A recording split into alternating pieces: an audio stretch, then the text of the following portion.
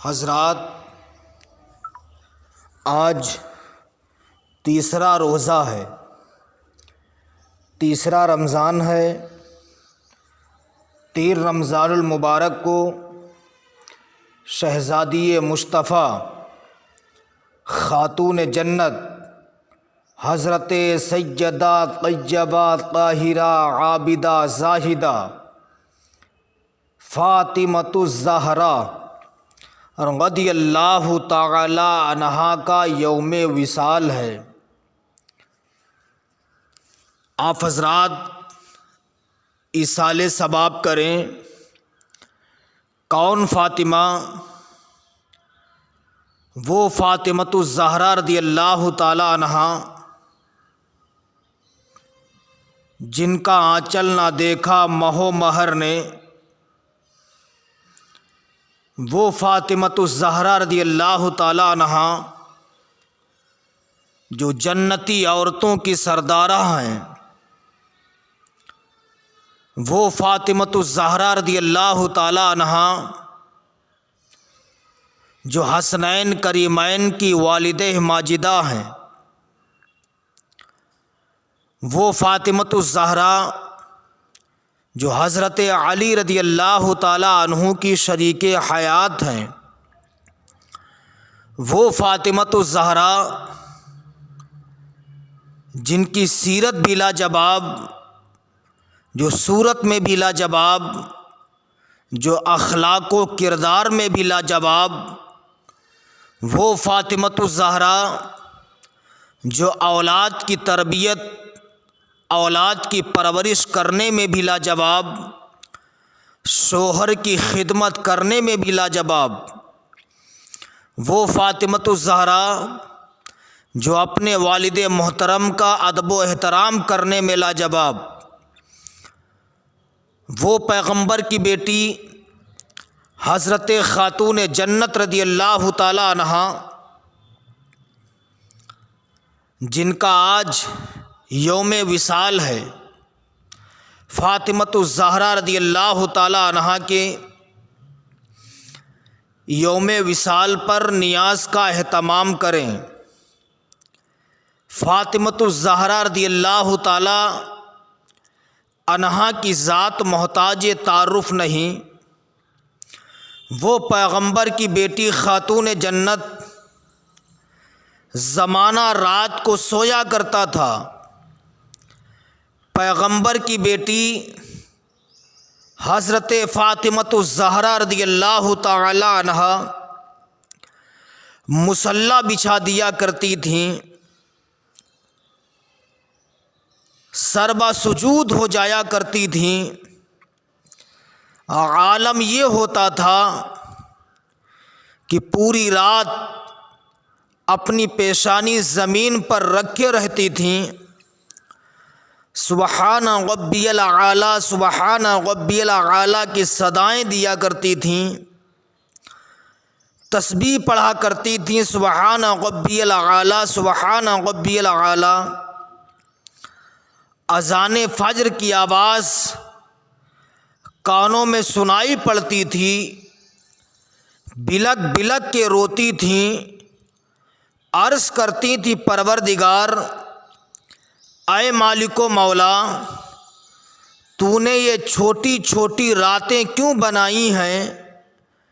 اے پروردگار، اے مالک و مولا، ایک رات اتنی لمبی بنا دے، ایک رات اتنی بڑی بنا دے جس رات میں پیغمبر کی بیٹی فاطمۃ الزہرا سجدہ تو مکمل کر لے۔ اللہ اکبر کبیرہ۔ اے میری اسلام کی مقدس شہزادیوں، تم رسول اللہ کی بیٹی نہیں ہو، تم کسی ولی کی بیٹی نہیں ہو، کوئی مزدور کی بیٹی ہے، کوئی کسان کی بیٹی ہے، کوئی غریب کی بیٹی ہے، کوئی امیر کی بیٹی ہے۔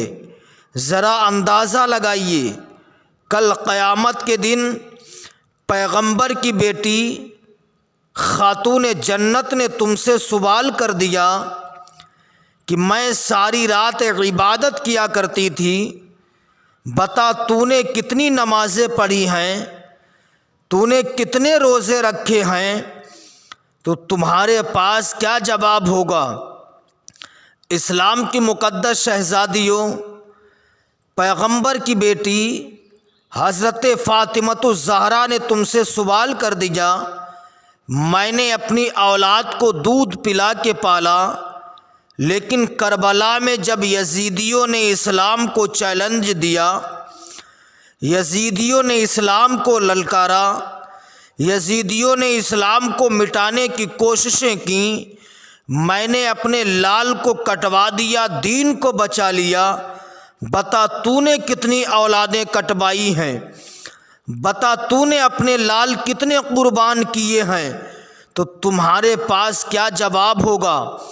اسلام کی مقدس شہزادیوں، رسول اللہ کی بیٹی حضرت فاطمۃ الزہرا رضی اللہ تعالی عنہا کا کلچر اپنا لو، حضرت فاطمۃ الزہرا رضی اللہ تعالی عنہا کی زندگی اپنا لو، ان کا طریقہ اپنا لو، انشاءاللہ دنیا میں بھی شاد رہو گی، مرنے کے بعد قبر میں بھی آباد ہو جاؤ گی۔ اسلام کی مقدس شہزادیوں، یہ رمضان المبارک کا بہت ہی عظمت و برکت والا مہینہ ہے، جس کے بارے میں خلاق عالم ارشاد فرماتا ہے، شہر رمضان الذی انزل فیہ القرآن، رمضان کا وہ مہینہ جس میں قرآن پاک اتارا گیا۔ اس لیے اسلام کی مقدس شہزادیوں، اس مقدس مہینے میں ذکر و اذکار کر لو، قرآن پاک کی تلاوت کر لو، نوافل پڑھ لو، یہ اتنی عظمت و برکت والا مہینہ ہے۔ اس مہینے میں اللہ رب العزت فرض کا ثواب 70 گنا کر دیتا ہے، سنت کا ثواب فرض کے برابر کر دیتا ہے، نفل کا ثواب سنت کے برابر کر دیتا ہے۔ اس مقدس مہینے میں ایک لفظ قرآن پاک کا پڑھنے پر اللہ رب العزت 70 نیکیاں عطا فرماتا ہے۔ الف لام میم، یہ 3 لفظ ہیں، الف لام میم، ایک لفظ پڑھنے پر اللہ رب العزت اس مبارک مہینے میں 70 نیکیاں عطا فرماتا ہے۔ میں نے کتاب میں پڑھا ہے، جو شخص اس مقدس مہینے میں 1 مرتبہ سبحان اللہ کہتا ہے، اللہ رب العزت اسے 1,00,000 مرتبہ سبحان اللہ کہنے کا ثواب عطا فرماتا ہے۔ اسلامی بھائیوں، اس مہینے کی عظمت و شان بہت ہی بلند و بالا ہے۔